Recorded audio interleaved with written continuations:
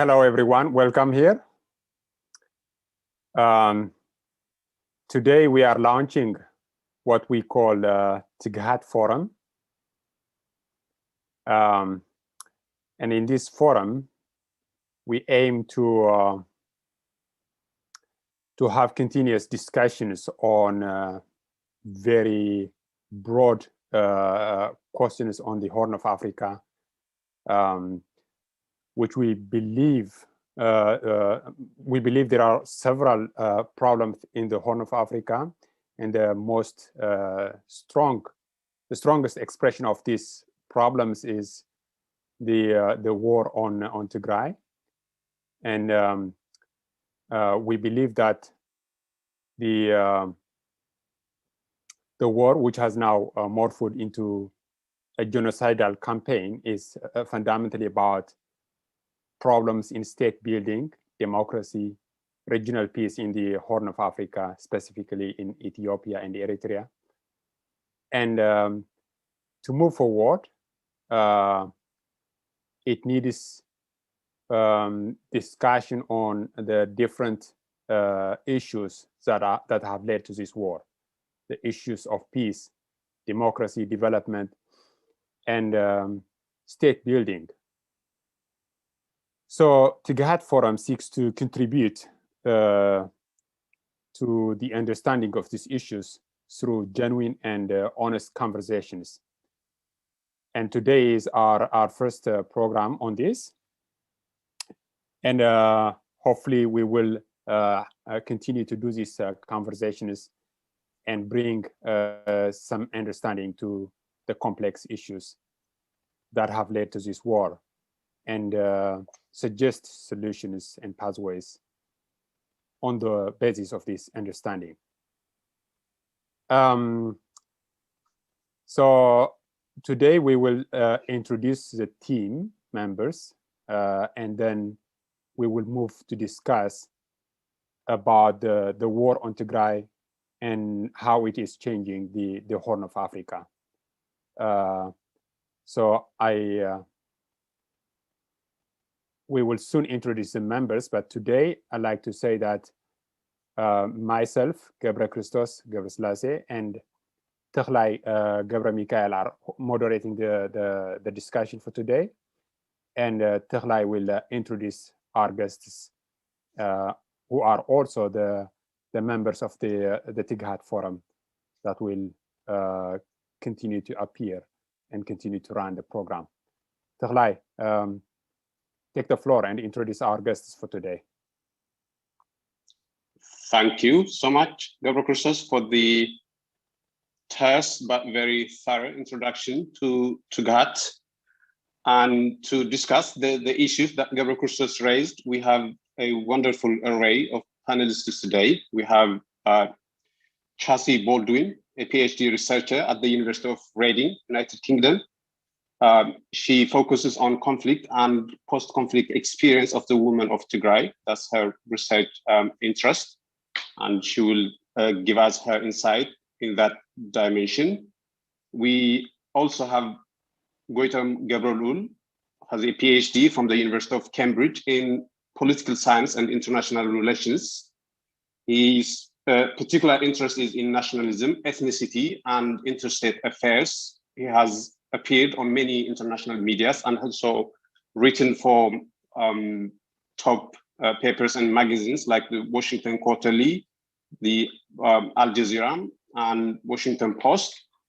And finally, we have Patrick White, who has a PhD in political science and international development from the University of Guelph, Canada. He's written articles on Sudan and Ethiopia. And that's it for panelists. And thank you, everybody, for joining this panel discussion. If you would say a word about yourselves, please do so.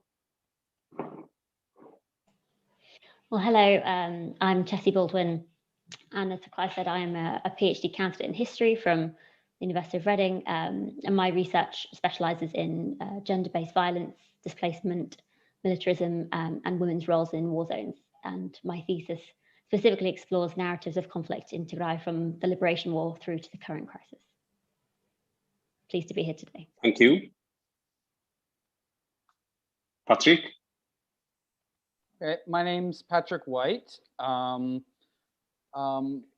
terms of my research focuses, what brought me to Ethiopia and Ethiopian politics first was that I was writing on the South Sudan peace process, and that was taking place in Ethiopia. And so from 2014 until 2019, I was doing research on South Sudan, but that involved mostly me being in Ethiopia and conducting research. So I was able to see the whole evolution from the end years of the EPRDF to Abiy's rise, and then now the onset of the war in Tigray from Ethiopia. And so I've shifted my focus since then to Ethiopia and the Tigray war. Thank you. Thank you, Taklai. So as you mentioned, I'm a political analyst. Been researching Ethiopia and the Horn of Africa for 10 years or so.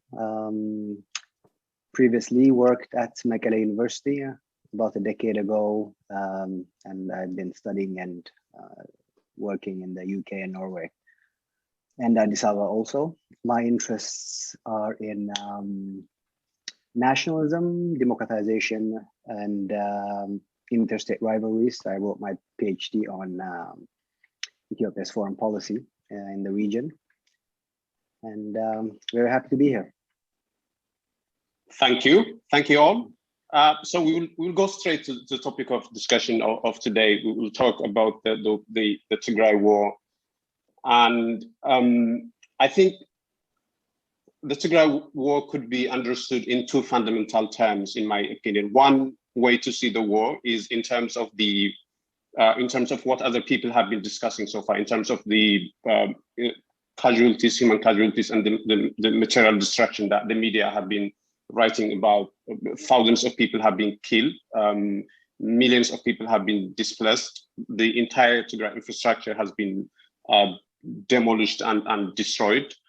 And we heard yesterday that they are conducting aerial bombardment of civilian targets. So there is this tragedy on the one hand, but I believe the media are doing a decent job of covering that aspect. Although to my utter horror, they still continue to call the thousands of human lives lost and the material destruction as collateral damage, as an inevitable consequence of war, although the government seems to be targeting civilians.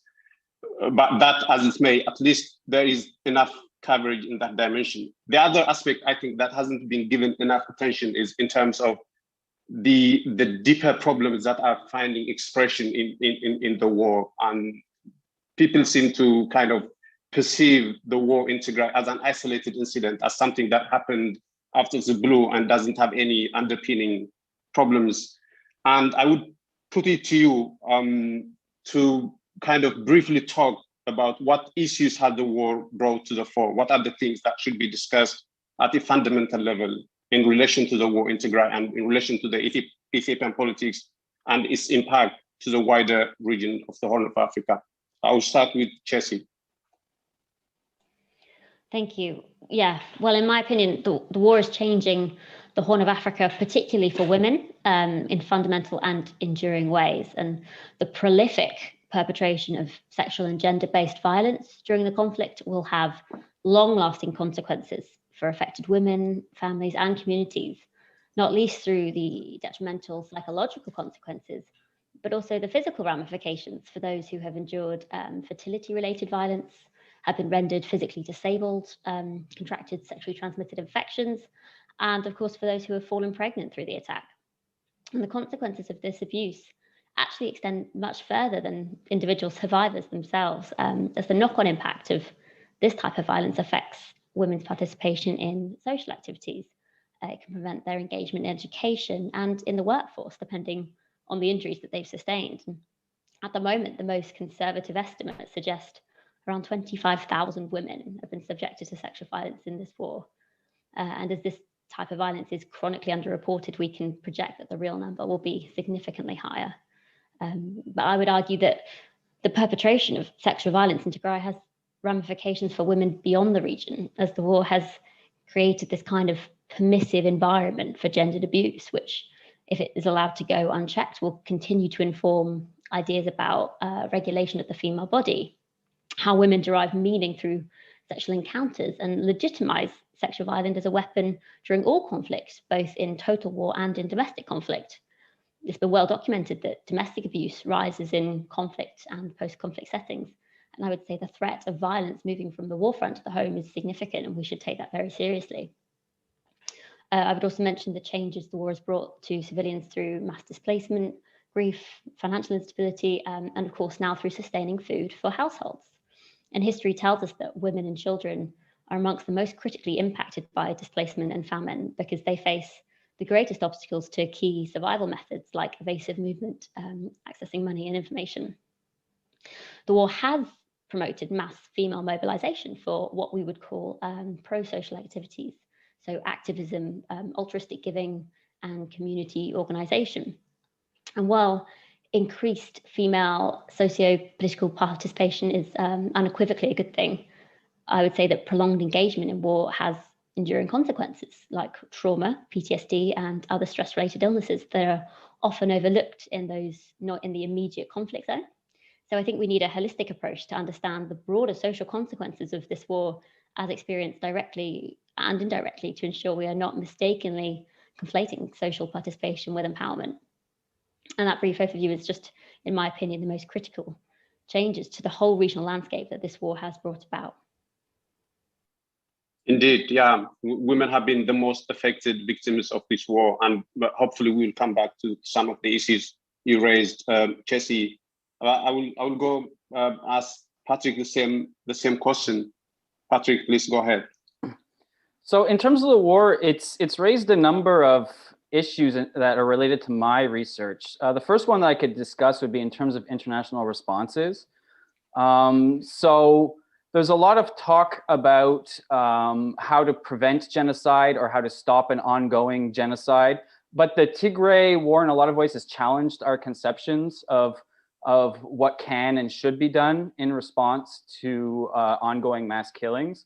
So you've seen a general lack of response by the international community, and a lot of the mechanisms being sort of discredited in their inability to respond to the Tigray crisis. So in international relations, we often tend to put scholars into two camps, liberals and realists. And liberals are often very focused on the aspect of diplomacy, of viewing the international community as a set of actors that are working together towards a common broader goal, which usually is a very positive view of humanity. And realists are much more concerned about power interests and how intervention is driven by power and interests.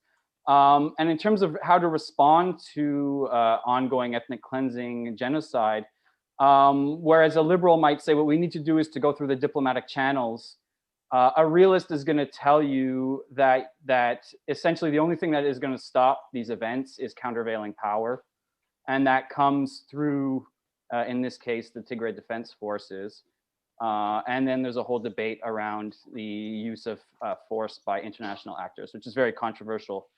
And like which actors could intervene in a peacekeeping or a more direct military way, and whether that would be advisable or not. So we're going to debate all of those issues as we get deeper into them. And some of the other issues in terms of my research is just ideas of the state. This war has challenged our conceptions of the state and how the state was formed in Africa, and in terms of conflict resolution, how a lot of the conflicts in Africa are tied to how states were formed, and the way out of sort of intractable conflicts in Africa is potentially rethinking how states act, or how borders are drawn and formed, and how political communities and nation states are conceived of. Yeah, indeed.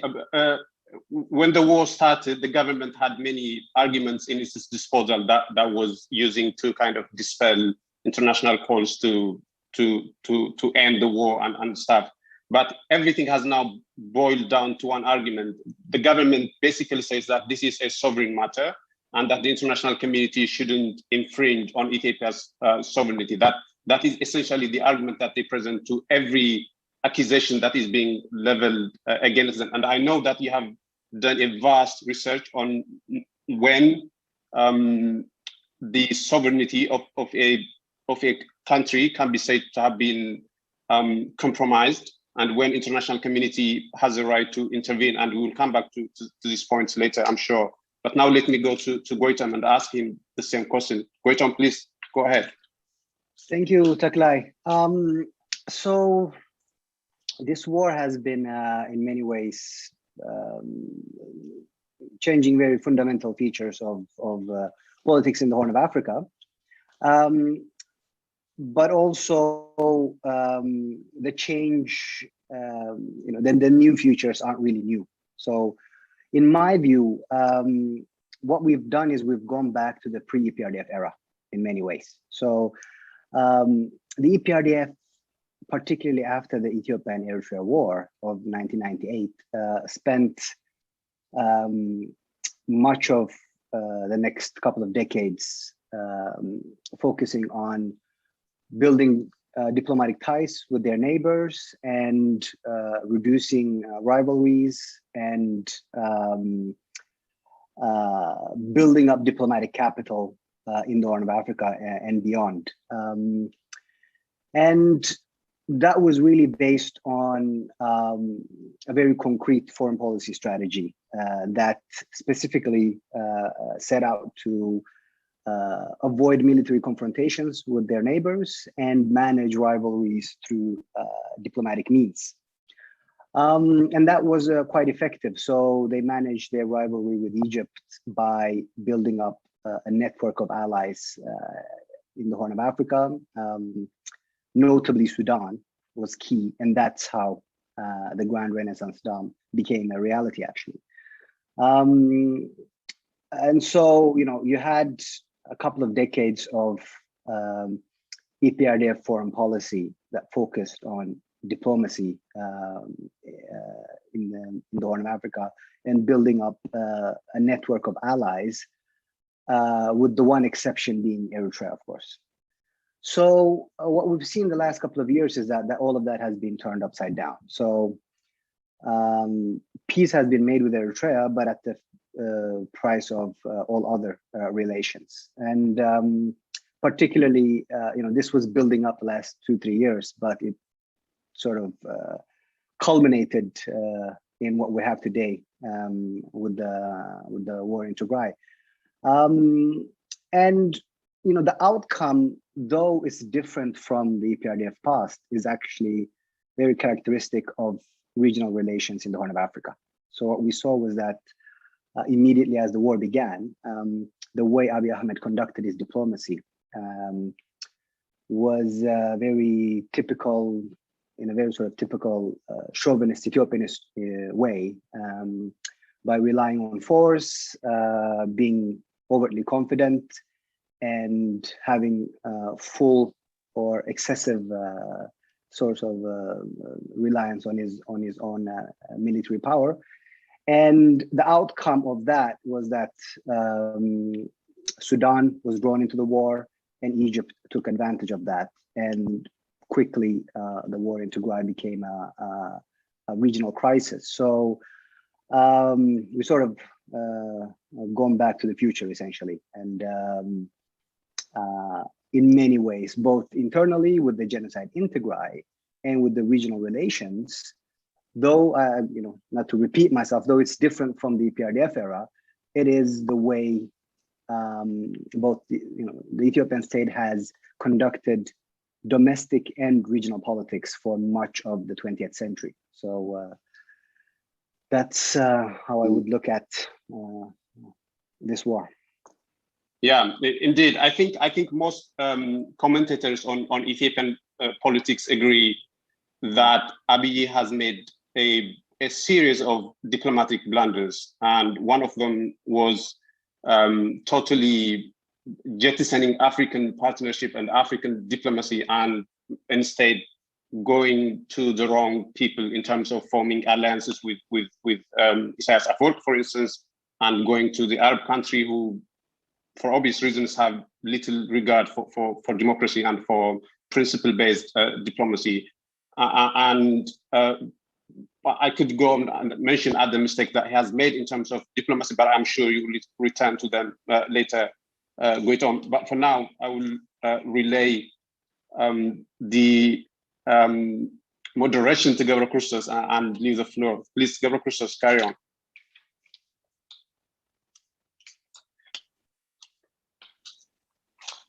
You're muted.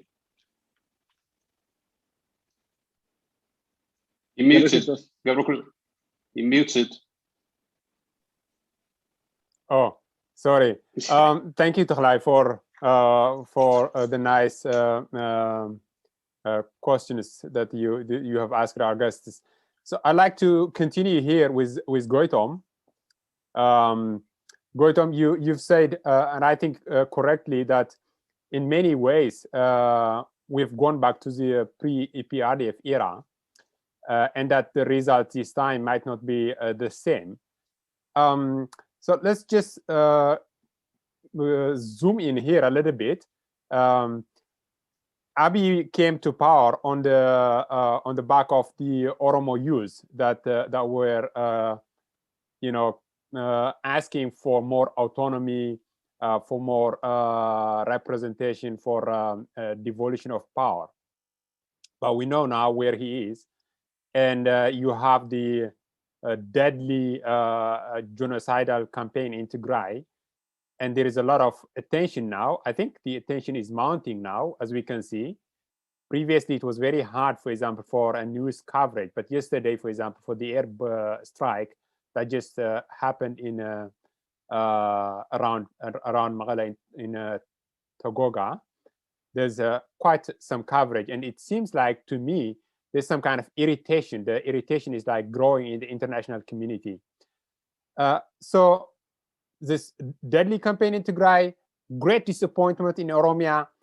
What is really the future for Ethiopia, Goitom? Can you just delve a little bit here into the scenarios that can that we can kind of like think of for like a couple of years from now, or I mean, I don't know, the future from now?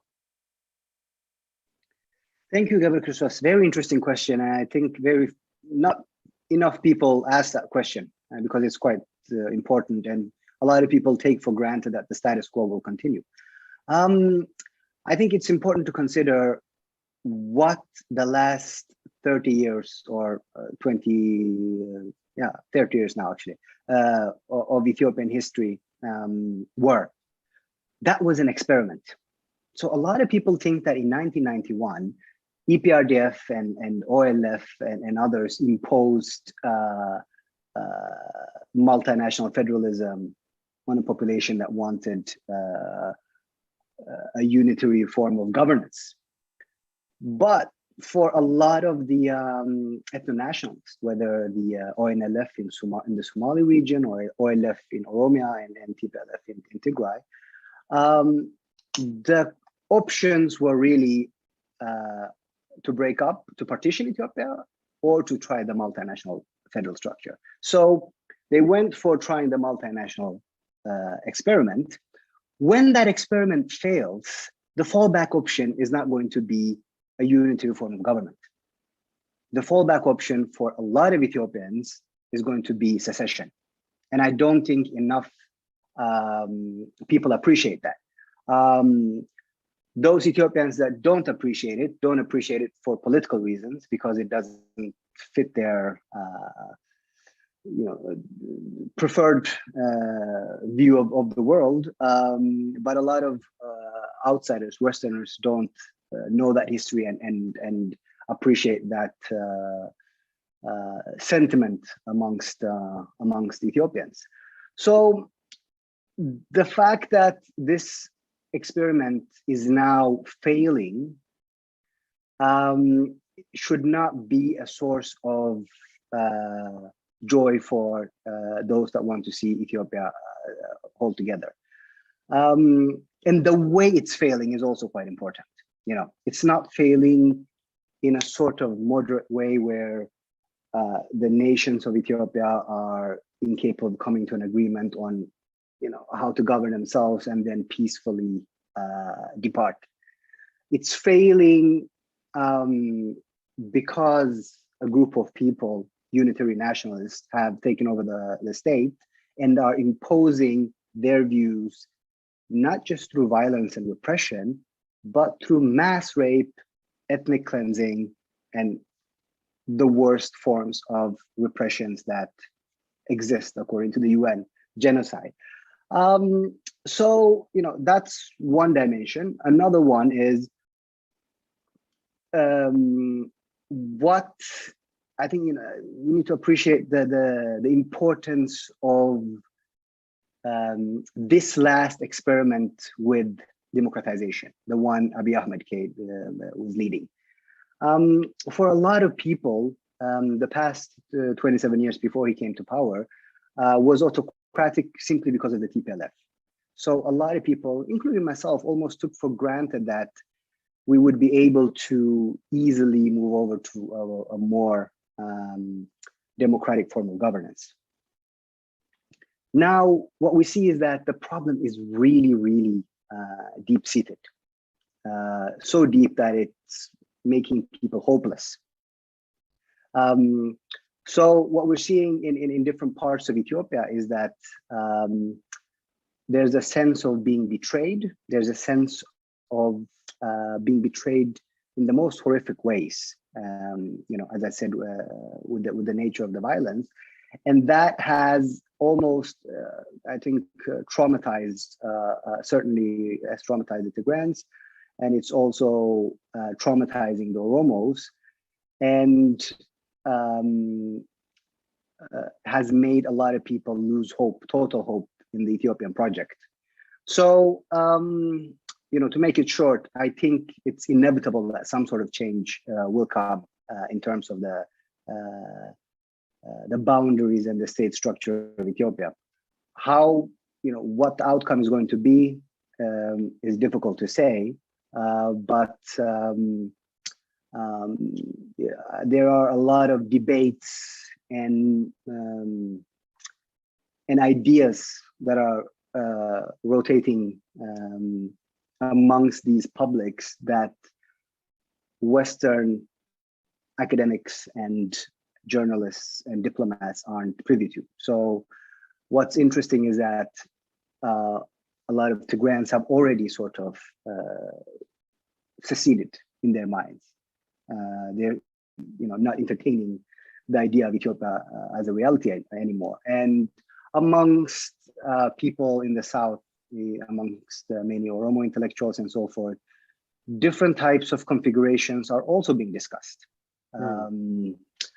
I've heard talks about a Kush nation for Cushitic speaking peoples and so forth. Which one of these will materialize is a different question. But the very fact that a lot of people are having these discussions is indicative of something very important. So I, for one, I'm already preparing myself for that future, a post-Ethiopian future, so to speak. And I think anyone with a stake in the region and in Ethiopia should really consider what that would look like. I'll stop there. That is very interesting, Goitom, and a lot of points for me here. You just said, for example, that a lot of foreign, mostly for Western intellectuals, analysis, commentators, really miss indeed the history here that brought the APRDF era, and I mean, it's just like you said before, it's going back, and I don't know why repeating the same thing could be a solution. I mean, you can even start there, and that's really very, very interesting. But the other interesting thing also here is, the lack of, I mean, what is a country, for example, without really some sense of, solidarity? I mean, in Ethiopia, we see one's pain is someone else's joy, apparently.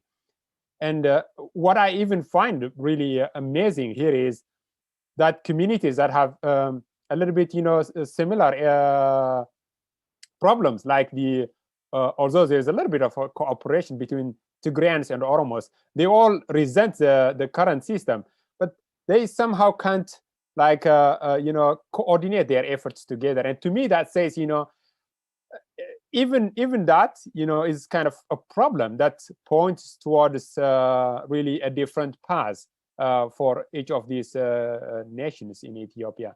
But I think these are like very deep questions, and hopefully we will come back to these questions. And I want to engage here, Patrick. Patrick, you in your previous answer, you said, the Tigray war has basically discredited, a lot of organizations. Like, personally, I had a lot of belief, in these multilateral organizations, the African Union, the United Nations. It's a lot of these things, and all we can say about this now is, well, deeply concerned. Okay, for some of them, I mean, for the African Union, even that is not the case. But simply, I mean, I think this war has shown us some kind of really the hollowness in these organizations, that they don't mean anything really in practice. So that's one thing. But on the European Union and the United States, we see an increasing irritation. Like I said before, there is, for example, yesterday they had a statement on the Togoga airstrike and the civilian casualties there. That's very immediate. I don't think that has happened before. So to me, it seems that there is an increasing really disappointment and irritation, at how things are going on. So there's also this Eritrea, which has basically really violated, let's say, I mean, well, violated, since Ethiopia hasn't complained, we can't say it has violated, but it's in Tigray. It's causing a lot of human suffering there. So can we really expect, Patrick, some kind of international intervention? When can that happen? I mean, what can, let's say, the US and the African Union, the United States do if they continue, this path that they are following now? What can trigger them to action, and what could the action be? Could you really say a few in this regard? I give Patrick. So there's two different types of interventions. If you're talking about like military intervention or non-military intervention. So if we're talking military intervention, there's really four different paths, I would say. The first one is essentially you'd have like a UN peace mission or some sort of regional protection force, as was sent to South Sudan by IGAD under the command of the UN mission there. But in that case, you would need the government's approval. You need the consent of the government, because peacekeepers aren't invaders, is the principle of UN peacekeeping, right? So that's almost off the table now, because Abiy has designated the TPLF a terrorist organization. He's not willing to negotiate with them. So that option is pretty much just off the table. A second option would be to go through the UN Security Council under Chapter 7 of the UN's Charter, and to authorize a form of military intervention under the responsibility to protect. So the responsibility to protect holds that state sovereignty is no longer absolute, that if a state isn't able to protect its civilians from genocide, ethnic cleansing, war crimes, and crimes against humanity, that the international community doesn't only have the right to intervene, but the obligation. This doesn't mean it has to be a military intervention, but some sort of intervention. But the problem with that second option is that it depends on the UN Security Council, and you have the 5 permanent members. They all have their own state interests that often conflict. And so getting that option is also not so much realistic. Your third option is to just run around the Security Council and have a military intervention anyways. That's what they did in Kosovo in 1999. And that intervention was controversial precisely for that reason. They did that because they couldn't get Russia and China on board. But that was a NATO intervention, and that raises all sorts of issues in terms of imperialist meddling in the Horn of Africa and all those sorts of questions. And the proper channels, you know.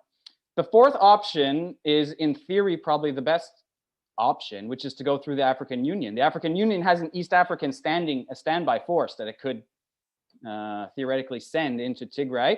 Through the AU's constitutive act, it actually has more power than the responsibility to protect, to intervene in states.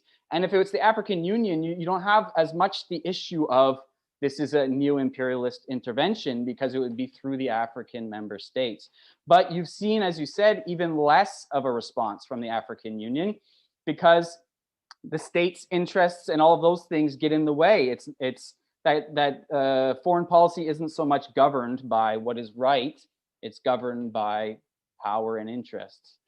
In terms of non-military interventions, there's lots that can be done. I mean, just at least statements and putting pressure, and journalists documenting what is happening is important. So the African Union has launched an investigation. It's the next 3 months, it's going to be investigating the crimes. I think that's important because it's an independent investigation. The UN Human Rights Commission and the Ethiopian Human Rights Commission have a joint process also to investigate. But documenting the crimes is very important. Another thing in the immediate term is humanitarian responses, because there's people starving, suffering today, right? And the government has been playing a game where it blocks access, particularly to the areas controlled by the TDF. And even now they're bringing up stories from the 1980s where supposedly the TPLF was using aid money to buy weapons. And they're using this as a way to delegitimize humanitarian aid, saying that if you give humanitarian aid, essentially you're giving assistance to the TPLF, and that, you know, we should essentially be choking off the areas that are controlled by the TDF and the people within them. Some of the other non-violent interventions would be sanctions. But you have to also be careful with sanctions, because in a lot of cases, they're used to not punish the right people. We should be punishing elites, not ordinary Ethiopians, right? And sanctions in Cuba, for instance, as much as you can criticize the regime in many ways, the idea of choking off an entire society economically is very problematic. And what are the motivations actually behind that? Are they actually, you know, to change the government of Cuba and its human rights abuses? I don't think so, right? So when we're talking about sanctions, they really need to be targeted towards the elites. And so far, what we've seen with the United States' response is that they have been things like revoking officials' ability to enter the United States and to travel, and revoking IMF and World Bank and US loans is another thing that's on the table that they're discussing. So these are all some of the pressure points, the non-military pressure points that could be put on the Abiy regime. But up until now, we've seen very little. I'm Canadian, and the Canadian government has done nothing so far. I've been extremely disappointed. The American government now, under Biden, has started to make more moves. And I think that's explained by a number of factors. You have the fact that they do have historic alliances with the EPRDF regime, but also the Biden administration is increasingly concerned with what's becoming clear to everyone is an exterminationist campaign being conducted by Eritrea, Ethiopia, and Amhara militias. And they're also concerned about regional instability.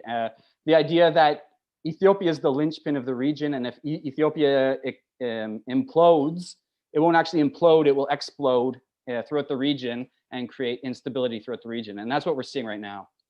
So we are seeing the United States acting more now, whether it's for benevolent reasons or not, we can debate, but we're seeing more productive actions from the United States now than any other actors. The one actor I didn't mention is the regional actors, IGAD, which essentially was the EPRDF regime's creation as a means to mediate conflict in the Horn of Africa region. And with the alliance, the tripartite alliance that's formed between Somalia, Ethiopia, and Eritrea, essentially IGAD is defunct in its conflict resolution capacity. Yeah.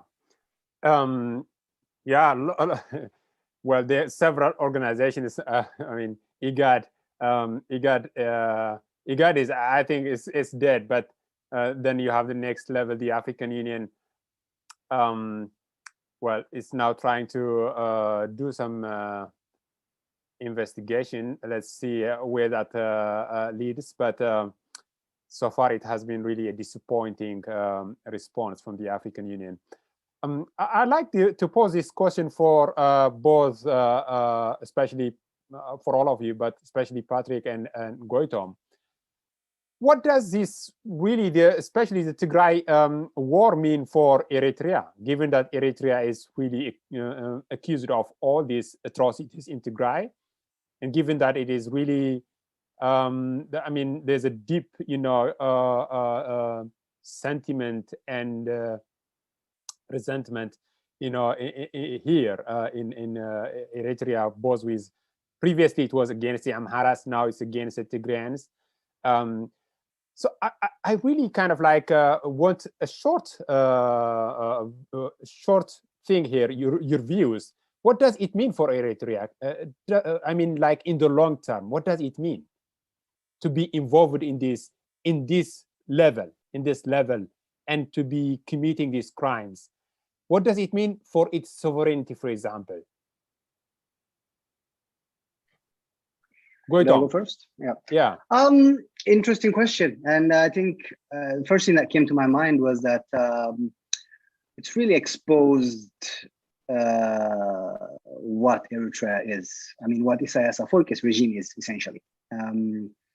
It has sort of laid out the key features of that regime, and the fact that it's essentially a warlord with an army, and that's it. And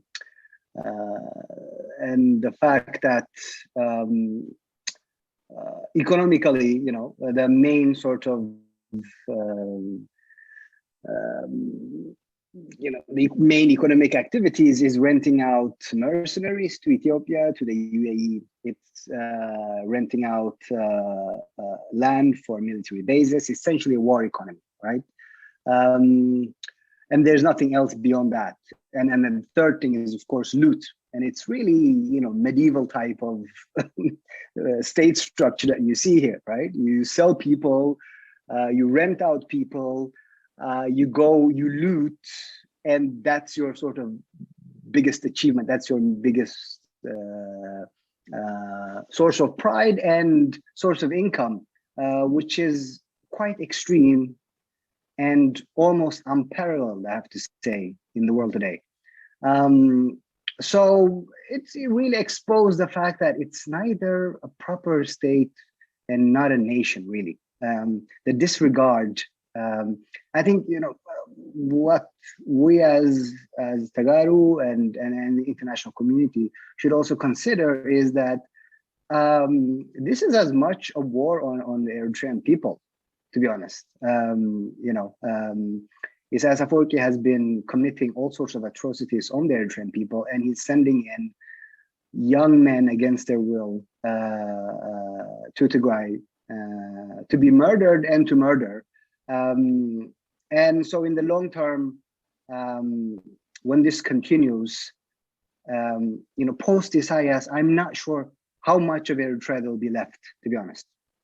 Demographically, and also I suspect the political legacy would be much more divisive than even Abiy Ahmed's Ethiopia.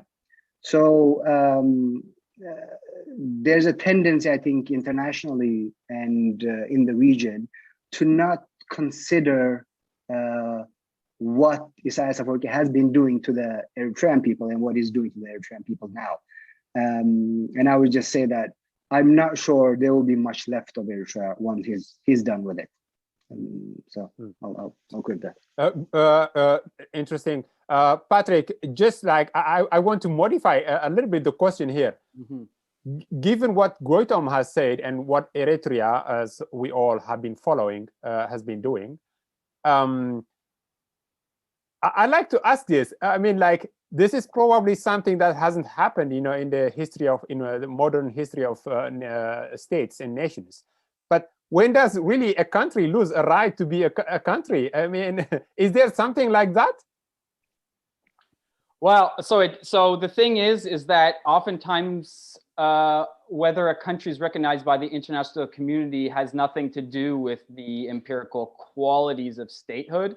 So if we're talking about what a state is, there's really three main things. There's that militarily you control an area, right? That's like Max Weber's idea of a monopoly of violence, the realist view of a state. It's about power. You actually control this territory, right? Your second way of viewing a state is like Benedict Anderson's idea of the imagined community, which is about legitimacy, the more constructivist view of like, we view ourselves as being a common political community and as being one.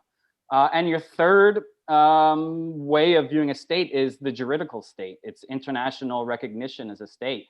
And so in the modern world, in the post-colonial world, when states became independent, there was this agreement by sort of the international community and African leaders that we're going to kind of keep the borders the same. It's in our best interest to do that.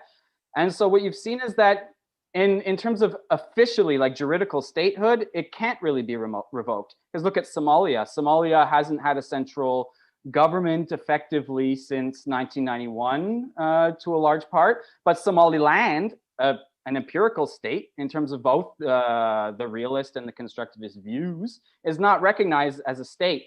And so you do see that there's almost nothing that a state leader can do to have his power revoked. And a lot of what you see of the conflict that drives, or what drives conflict in post-colonial Africa, is this disjuncture between the empirical state and the imagined community with the juridical state. And so you have all of these sort of artificial states where the leader doesn't actually project power throughout the entire of its nominal territory, right? So the central government is constantly going to war with various regions, trying to make them submit. And the regions view themselves more through their subnational identities, and they're always trying to exert their autonomy from the central government. And also there's this constant attempt by African leaders like Mobutu Sese Seko in Zaire was the biggest example, where they're trying to create this idea of national identity. And we're really seeing it in Ethiopia, this one Ethiopia sort of national identity that's being forced upon people in a way that is really sort of viewed as an assimilationist project. And so that creates conflict.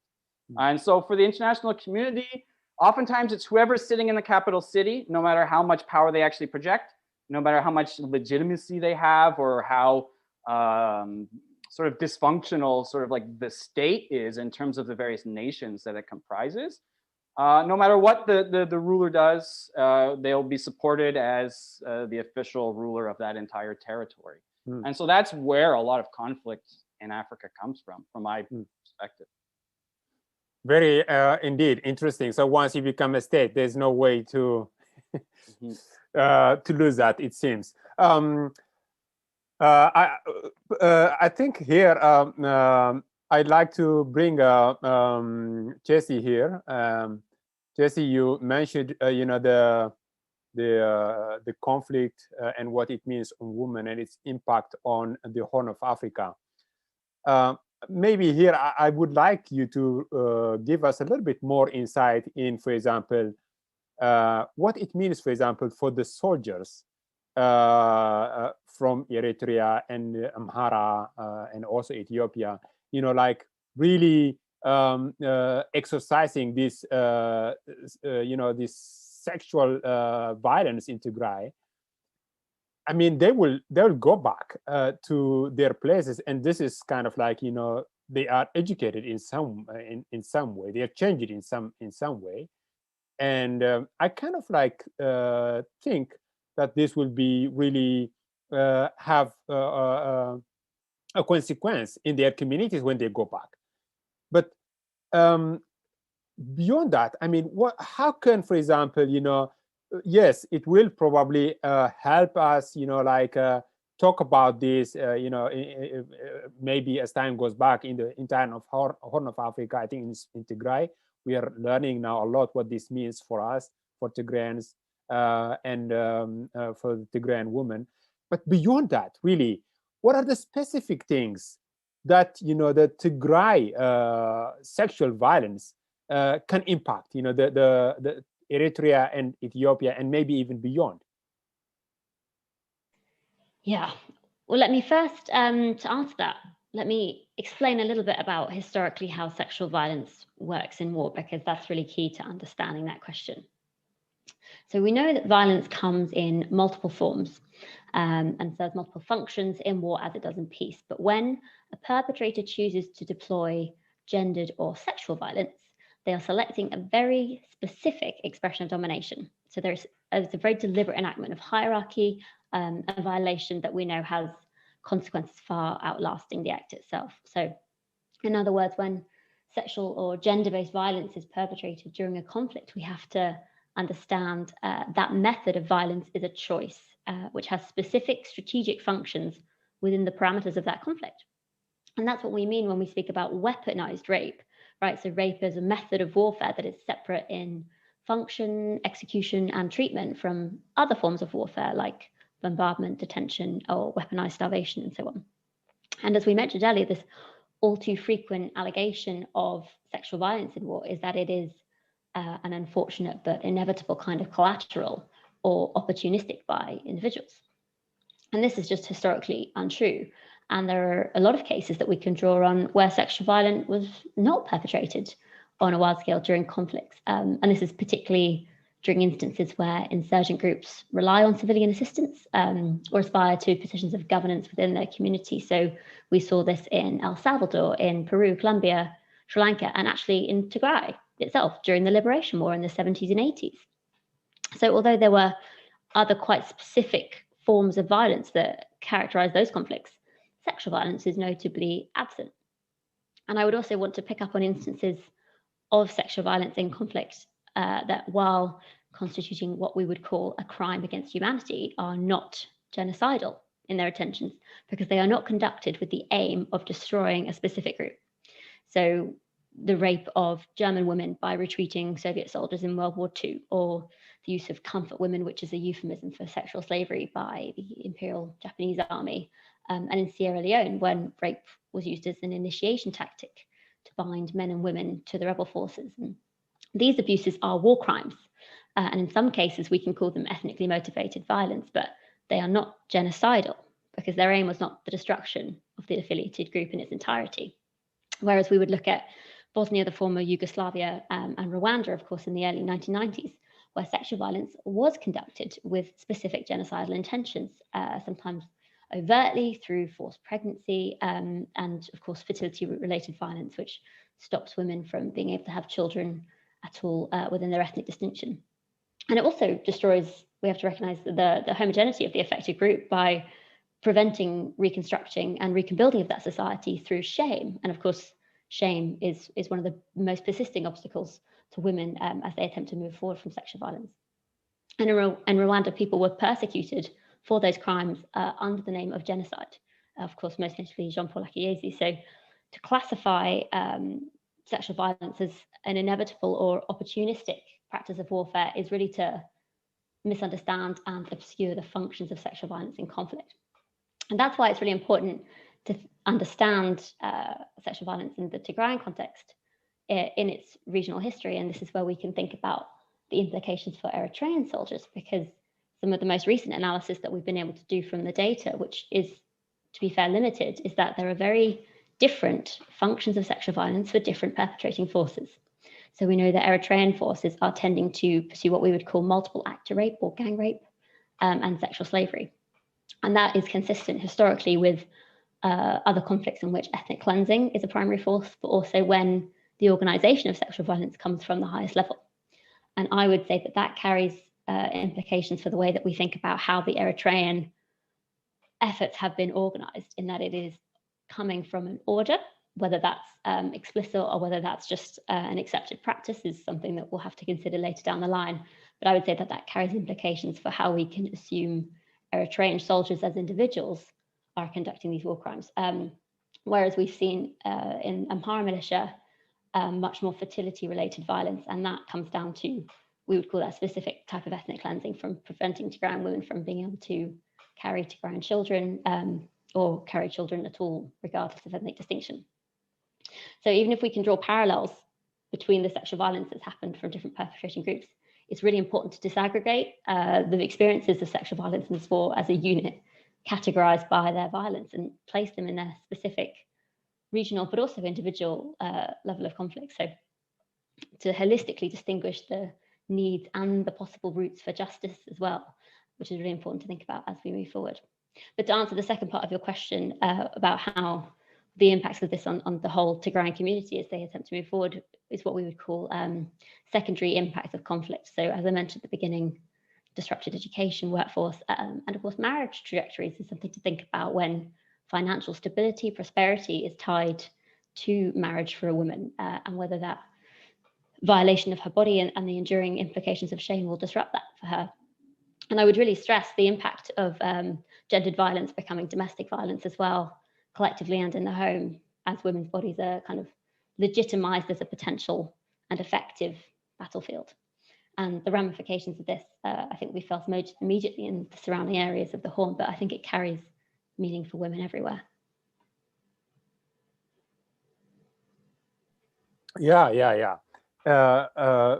That is indeed really, especially in like you said, in Tigray, where still women are very much economically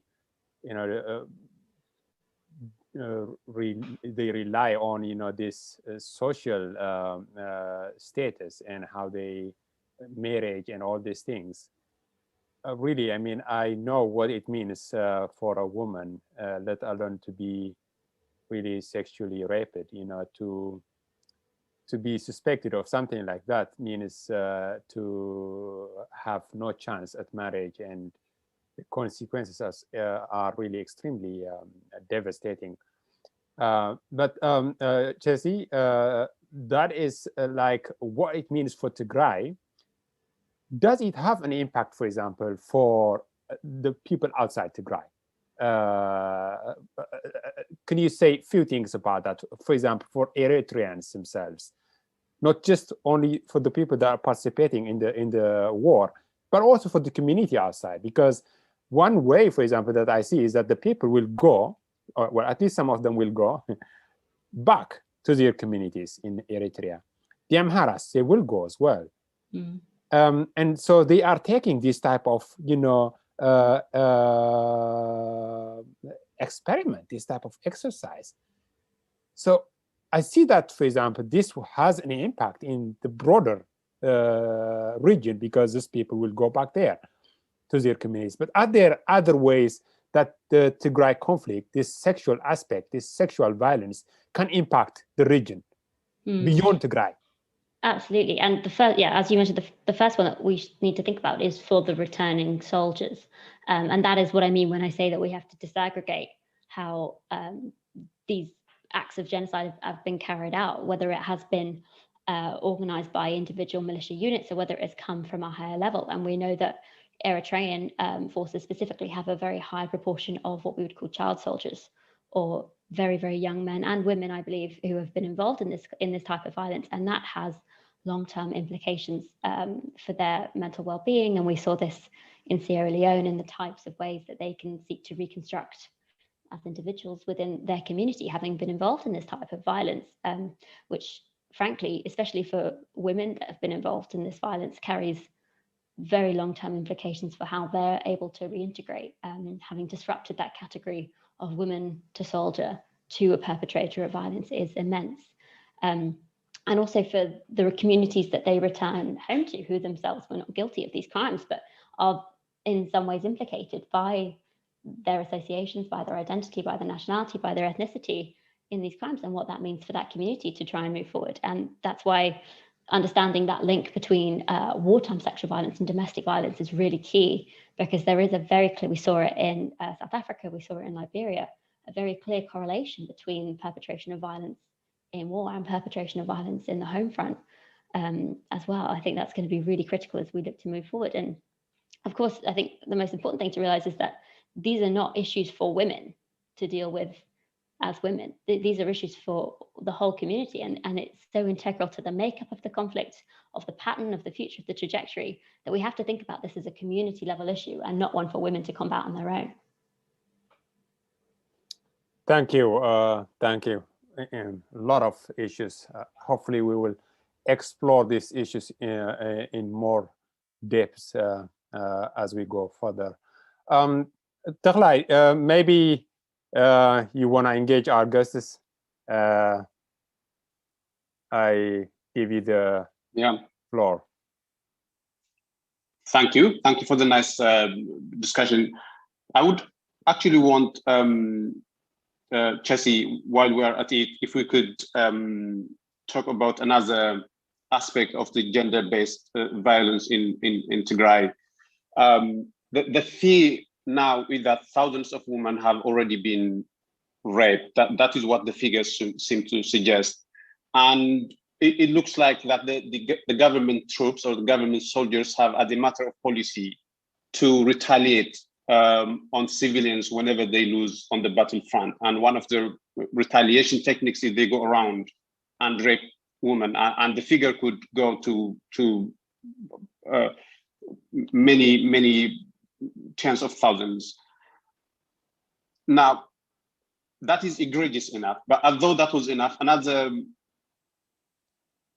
devastation to that is that some of them would be traumatized, of course, and some of them will inevitably be pregnant, and they will have babies. That's something that will for sure happen, and it's not going to be something that the woman, on broadly speaking, going to be happy about. And Tigray generally is a very conservative society. We don't have in our repertoire the tools to address and to talk about these issues.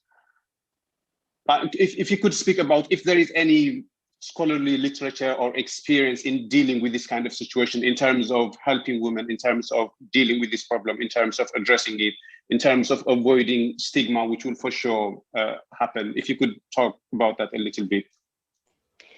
Yeah, it's a really important question, and one that I would like to begin by saying I don't think that it is all negative experience. Obviously, the thing that is going to be absolutely critical to ensuring a positive, successful long-term reintegration experience is justice. And that is made particularly difficult in this war by the fact that you have 3 or more perpetrating groups. And we know that there have been accusations that Eritrean soldiers have been wearing Ethiopian uniforms. So it's going to be even more difficult to identify perpetrators because of that deliberate misdirection and confusion for victims, which is in itself a strategy of this war. So centralizing the justice experience is going to be absolutely essential for women to be able to move forward from this. And there are a number of ways that we could do that. And I'm sure Patrick will talk a bit more in his future sessions about UN tribunals and the International Criminal Court. But there are also things that can be done at a community level. And we saw that most effectively done in Rwanda, obviously, with the Tghat courts. And also truth and reconciliation commissions can be a really effective way when there has been widespread violence with multiple perpetrators doing various levels of abuses and identifying where the roots of that have come from in order to prosecute the right people for the right crimes. And I think that one thing that is often overlooked and last on the agenda, but is really critical specifically for women, is reparations.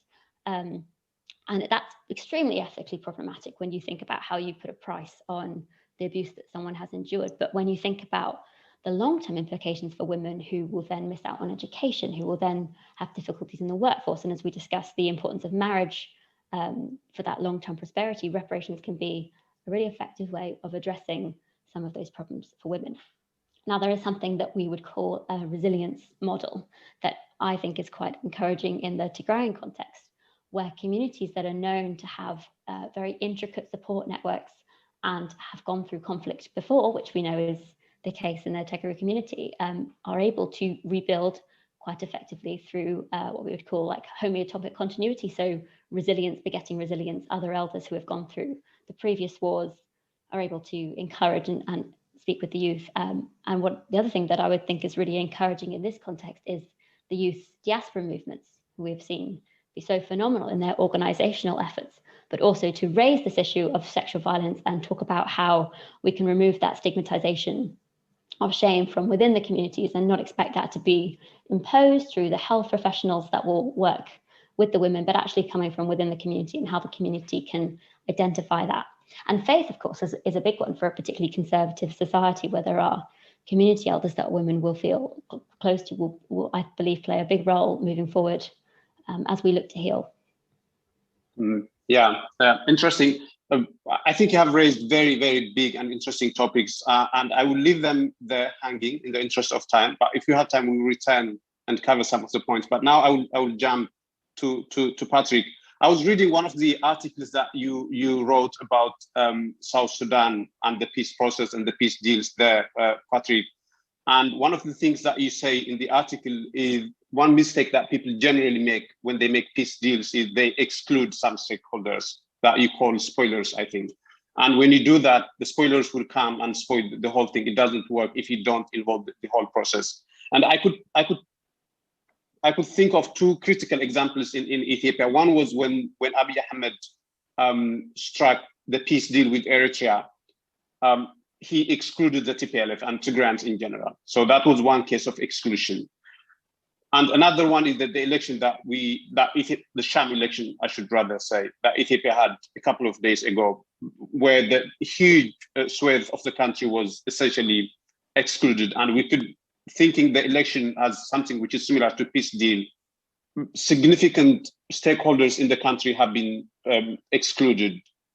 Do you think that do you think that excluding the TPLF was a huge problem in terms of precipitating the war, and excluding now the Oromos, the Tigrayans, the Somalis from the election will have similar kind of effect, negative effects in Ethiopia? Mm-hmm. Yeah, in terms of that inclusion-exclusion debate, that's a pretty central one in terms of conflict resolution. My perspective on that is actually a bit critical. The literature often presents it as if the key to lasting peace is just to include a lot of actors into a peace process, and then that's sort of the way forward. In South Sudan, I was really critical of that because there was an attempt to include the various stakeholders, civil society, women's groups, other political parties. But what you saw happen in actuality was that the actors that had the military power controlled the peace process and pushed the others out.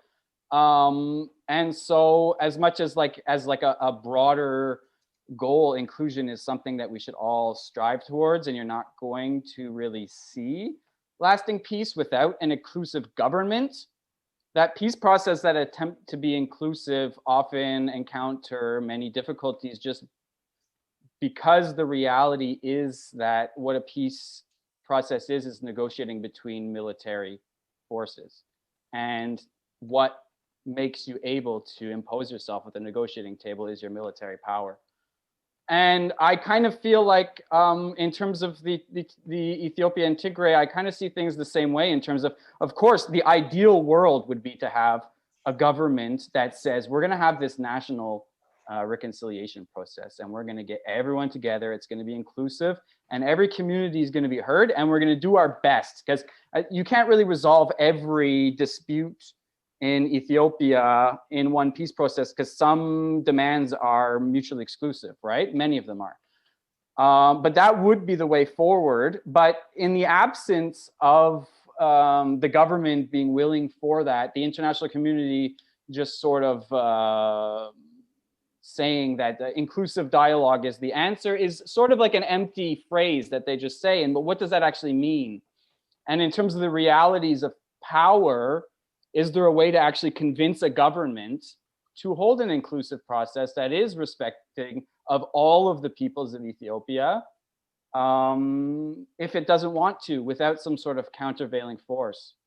And so in the case of Tigray, the argument would be that the only way you're ever going to get Abiy to really come to the negotiating table and talk with you is if you show him that you're stronger than him and that he has to negotiate with them. Yeah. Yeah, another issue that if you could, while we're at it, Patrick. I think we, in the interest of time, maybe we can make it a bit short. Yeah, so Patrick, you will make sure that you finish it within a minute. Sure. The responsibility to protect it seems to me that it is conditioned on the state failing to give protection, right? That's what it means. And I'm wondering who gets to decide when a state has failed to protect its citizens, and what is the mechanism that you follow to arrive at that conclusion? Because that seems very significant in the case of Ethiopia, because what they are saying is they are giving protection to Ethiopia. What they are doing is getting rid of terrorists who would otherwise be risks to the civilians, right? That's the Ethiopian government's argument. But Tigrayans at least would say that the state has failed in its responsibility to protect. But who gets to decide that, and how is the process? Well, in terms of military intervention, it's the UN Security Council that decides. But the responsibility to protect as a broader theme and idea is something that universally applies to every state everywhere. It's just the idea that wherever there's a state that is not fulfilling its responsibility to protect civilians from international crimes, that the international community has an obligation to respond in some way, right? What way is that is up for debate. Who should respond in what way? When we're talking military action, it's really through the UN Security Council. But when we're talking about like state sovereignty, there's a lot of different ways we can conceive of like state sovereignty. So the way that's often put forward by like Abiy supporter is basically the few elites that control the state in Addis Ababa, the interests of those people are the interests of the state, and that, you know, if any other foreign government or institution criticizes them, then they're violating Ethiopia's state sovereignty. But another way of viewing state sovereignty is the idea of like popular sovereignty, people's sovereignty. That gets a lot more complicated because people's views are not all the same. But when we're talking about the Tigray War in particular, and we're talking about which government the people of Tigray tend to support, whether it's the Abiy government or their regional government, I think we're all very clear in terms of what the popular opinion is on that one. And in terms of statehood and secession, it's also becoming very clear where the people of Tigray stand on that one. So when we're talking about those two issues, as far as I'm concerned, the opinions of other Ethiopians are of no consequence. Do Tigrayans want their government back, and do they want a state? And the only people who should really have a legitimate state in that, if we're talking about people's sovereignty, would be the people of Tigray. Thank you. So if you could have Goitom enlighten us on one topic, and then we'll wrap up the conversation. Would you allow me, Christos? Yeah, to do we that? can have one. Yeah. I think it's a very important topic that I would ask Goitom now. So you briefly mentioned earlier, Goitom, that some sort of loosening of the structure that Ethiopia has now is inevitable and is required anyway. Whether that is a loose form of federation or confederation or a total breakaway of states, I don't know. But my question to you is what I sometimes, because I hear sometimes people say that pushing for independence or for a looser version of the federalism that Ethiopia has now, of the federation, is a cop-out answer. It doesn't solve any of the problems that we have. We should have a hard look into problems and try to solve them within the current framework. So what, in your opinion, are the problems that wouldn't be solvable with the current framework that would become easier with a different structure, with a looser form of structure? I don't know if it's clear. Yeah. So, and it's a really good example. It's a really good question, you know, because recent experience with secession, for example, in the Horn of Africa is not particularly good.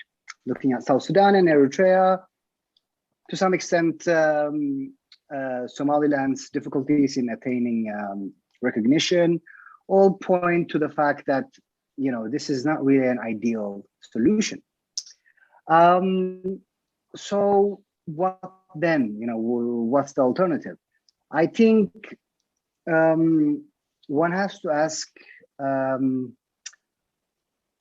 know, at what point is a society sort of inherently dysfunctional? What are the issues that cannot be negotiated and compromised? And the divisions amongst the two nationalist camps in Ethiopia, the unitary nationalists and the multinationalist is a perfect example. These are two ideas that are inherently incompatible. And I often thought that it would be possible to find some sort of third way, which involved a little bit of compromise from both that would be functional, but it doesn't seem to be that way, or that doesn't seem to be the case, because it goes beyond sort of being, for example, looking at unitary nationalism, it goes beyond being against multinational federalism, and it goes beyond wanting a unitary nation. What I mean by that is it actually has a cultural component. The cultural nation that it wants to promote is Amhara culture, it's Abyssinian imperial history, and so forth, right? So it's not, you know, the notion of unity that is being promoted is not culturally neutral. It's a particular culture. So, and for a variety of reasons, a lot of people in Ethiopia find that unacceptable. Third factor is also that what we've seen the last 2-3 years, and particularly during the Tigray crisis, is the willingness or the length these nationalists are willing to go to pursue that political project. They're willing to rape, they're willing to engage in ethnic cleansing, they're willing to engage in mass murder in the 21st century. And as they're doing that, what we have also seen is the religious establishment, the intellectual establishment has an incredibly nonchalant attitude toward this type of violence. So, and I think it's going to be very difficult to accommodate that. It's difficult for me personally, or impossible, I should say. I think it's going to be impossible for Tigrayans to do that. And I suspect it's going to be impossible or difficult for Oromos and a number of other nationalities. And that's why I think what Abiy Ahmed is doing now is extremely important. I don't think people appreciate just how important it is, because for a lot of people, this is the moment where we sort of gave up on the prospects of Ethiopia because of the zero-sum nature of it, because of their insistence on taking the whole pie, because of their sort of total disregard for any form of morality, any international humanitarian law, or anything. So, yeah, for these reasons, I think it's going to be to compromise. A related issue that that I hope one day you return and enlighten us, Goitom, is that there seems to be, to me at least, one blurred line in Ethiopia, and that is the distinction between state and nation. Now, the government people seem to believe that Ethiopia is a nation state. There was a perfect example of that when an ambassador representing the government said 2 or 3 days ago that Ethiopia is home to people who share blood and culture and religion, whatever that means. It doesn't make sense, really. But he was implying that Ethiopia is a nation rather than just a state. Whereas people with brain cells would say that Ethiopia is just a hodgepodge of people with fundamentally different values who would be better off at least being a little bit with more autonomy. But we will return to those aspects. For now, I will leave the floor to Gabriel Christos to wrap up the panel discussion. I think we have taken more time than we had planned for. Oh, thank you. Yeah, I think we have to close now. It's an interesting discussion. A lot of issues we would like to go in more detail. But just before I close, maybe I should give our panelists 1 minute each to kind of like, if they want to add an extra point or wrap up their points. And then with that, I think we can close. So just, because we have been going a little bit deeper, we are talking about the war in Tigray, the Tigray war. Well, some people say the war in Tigray, but Actually, personally, I prefer the war on Tigray and the changing Horn of Africa. So I'd like to give you the opportunity to wrap up your thoughts or add points you haven't mentioned before, and then with that we're gonna wrap up. Anybody can take the first chance. I can go. Yeah, go ahead. No one's willing. I want to go because I want to actually wrap up by answering Tghat's last point, which is very important and very fascinating, and also extremely annoying. The ambassador's remarks and that way of thinking. So essentially, I think the problem with unitary nationalist view of the nation is that there is no room for agency, right? Because the thing is, I studied nationalism, and we looked at the history of nationalism and nationhood throughout history, and no one can sort of come up with a set of criteria that sort of are consistent across cases for being a nation. And what it essentially boils down to is a willingness by a group of people to see themselves as a nation. So agency is essential. There is no cultural criteria, there is no language criteria, and so forth that is consistent across cases. And at the end of the day, nationhood is just a form of community. And any form of community must be based on the agency of the individuals involved. They have to accept that particular community as legitimate. And that is, I think, the problem with unitary nationalism. The agency of the Ethiopian people is irrelevant to them. What Ethiopians, the living, breathing entities that inhabit that territory, whatever view they would have about Ethiopia is of no relevance. Ethiopia is seen as some sort of idea that floats above and beyond human beings, on which or about which the inhabitants cannot have a view, or it's not sort of dependent on our acceptance, so to speak. And that is, of course, not compatible with the 21st century or any century, I think, because nationhood is essentially, one thing that differentiates it from empire and other forms of political entities is that acceptance and persuasion is essential in this form of political community. So I'll stop there. That's a very interesting point, Gautam. Ethiopia is beyond Ethiopians, something that floats. And if it comes down a little bit, I think it comes down, it touches a little bit Addis Ababa, I believe. And the rest of the country is really, it doesn't matter.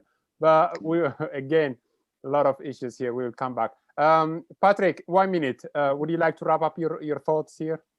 Yeah, so I would just say that, like, jumping off of Gautam's points, like that the root causes of like conflict in Africa, people debate this and have so many different theories, but for me, it really comes down to how states were formed through the colonial fracture, how not only the drawing of political borders and communities fractured them, but the imposition of European modes of thought and governance on these societies, the manipulation of identity groups, placing one above the other, and all these sort of power politics. A lot of the conflict in Africa stems from that. And the thing that I've always found interesting is the people who cite Kwame Nkrumah and the idea of anti-imperialism, they often think that the idea of keeping the borders the same is an anti-imperialist argument. In a lot of ways, the reason why they're making that is because the initial secessionist movements were like in Congo, where it was like a very resource-rich area that the imperial powers were trying to steal away from a country to continue controlling the resources, right? But in the modern day, when you think about secession, a lot of times it's really people distinguishing themselves against what they see as an oppressive central government and wanting to have regional autonomy. And so in that sense, the idea that forcing states to stay together, to me, is actually like a form of sort of neocolonialism in its own right. So I just kind of feel that the way the borders were made is sort of what drives conflict, but that doesn't mean that just redrawing borders is the automatic solution. That it's sort of like a Humpty Dumpty problem. Once everything's been broken, it's hard to put it back together again. But the central way forward is to think about political communities, nations, states, and that as much as we might not have the answer, it's not a simple answer, but that those are the questions that we need to be asking. Very big point here. Yeah, Chesi, I give you as well 1 minute, and then we are wrapping. I will be brief. Yeah, well, this has been a great discussion, and I really look forward as we go forward with these sessions to talk about the other gendered dimensions of the war that we haven't brought in today. Namely, there has been gendered violence against men and boys, and we haven't discussed that today, but I hope that we will do as we move forward.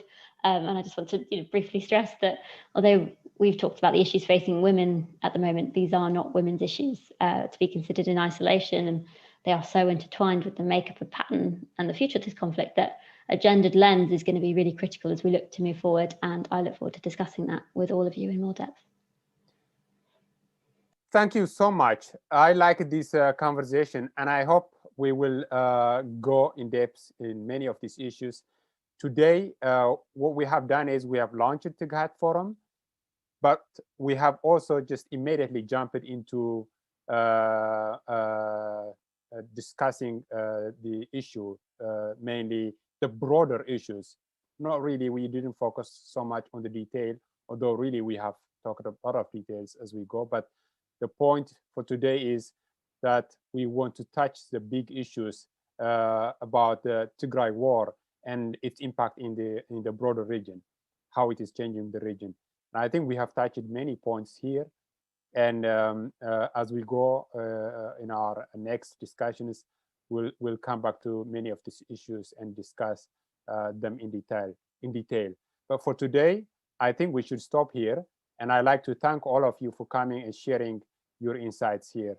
And I look forward to discuss these issues with you as we go forward.